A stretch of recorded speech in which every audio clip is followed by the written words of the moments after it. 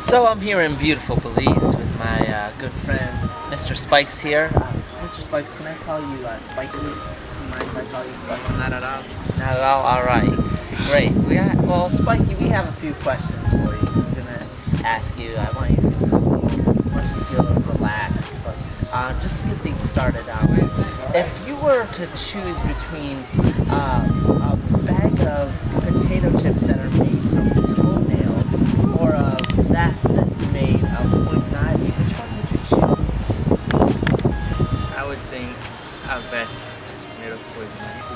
Okay, wow. You'd be surprised how many people choose that. So tell us a little bit about your music experience. How did you get started?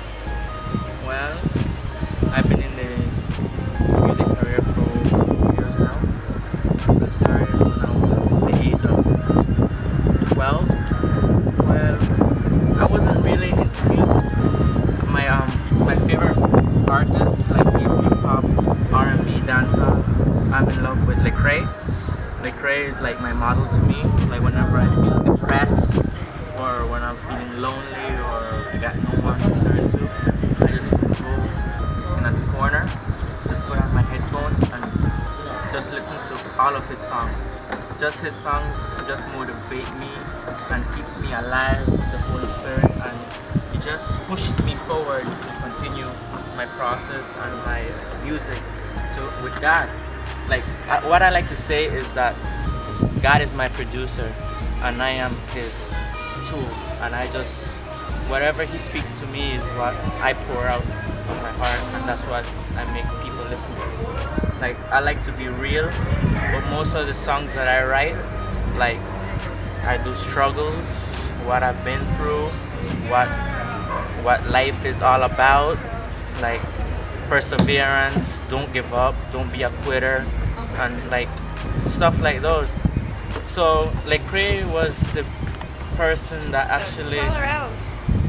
I like this. like actually gave me inspiration to start rapping, Hey, where's the bathroom? and that's how pretty much I began. That way? Just Thank you. flowing. So, what would you say to people who say that Christian music isn't real music, or isn't really on the same level as secular music? Well, I would say that what people like to say is that I know Christian music is a very good thing, right? Like what I like to tell people is that good music doesn't have an expiration date. That just continue going forever and ever. But secular music, that doesn't have like a positive. They get to feel the vibe and all those things, but all it does is corrupt their minds and all those things. And whenever people continue to listen to that over and over, then their actions and their behavior, they start to act what the music is talking about, and that's one thing that really pollutes people's minds is what the artist is talking about, and that's what people start to live, and they don't know nothing better than that because that's all that I listen to the whole day. So to me, I encourage young teens and youths to pursue the Christian music. Although they say Christian music is boring, I don't believe that. It's all about how the artist expresses himself to the audience. So last year, as you know, Eminem said some really nasty things about your album and the MCA Awards. What would you have to say to Eminem? Well, Eminem, he has been out. He has been out forever, and to me, he knows. To me, he knows more about music than me.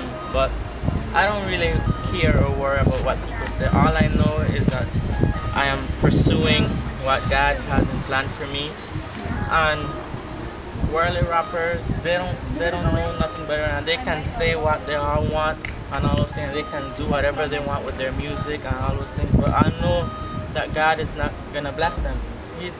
God doesn't. He wants them to turn to Him and start to rap, worship music or Christian music. But God, He looks at your heart and what you're talking about and what you're inspiring in other people's lives, and that's the key to music. Yes. I know music is a real big thing in people's life. What they listen to is what all they do.